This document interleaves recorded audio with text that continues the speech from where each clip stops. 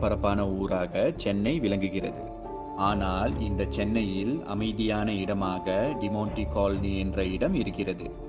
மர்மமான இந்த டிமோன்டி காலனியை பற்றி படங்களும் பல பயங்கரமான கதைகளும் கூறப்படுகிறது. பலர் இந்த இடத்தில் மிகவும் பயங்கரமான ஆத்மா சுற்றுகிறது என கூறுகிறார்கள்.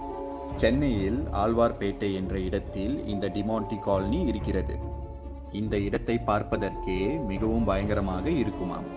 அதிலும் இரவில் இங்கு மக்கள் நடமாட்டம் அதிகம் இல்லாமல் மிகவும் இருளாக காட்சி தரும். டிமோன்டி காலனி மிகவும் பாழடைந்து பெரிய பேய் பங்களா போல இருப்பதால் மக்கள் இங்கு செல்வதற்கு பயப்படுகிறார்கள். செயின்ட் மேரி சாலையின் பக்கத்தில் இருக்கின்ற இந்த டிமோன்டி காலனி ஒரே மாதிரியான பல வீடுகளை கொண்டது. இந்த இடம் முழுவதும் 19ஆம் நூற்றாண்டில் சர் ஜான் டிமோன்டி என்பவருக்கு சொந்தமாக இருந்துள்ளது. ஜான் டிமோன்டி என்பவர் போர்த்துகீசிய தொழிலதிபர் ஆவார்.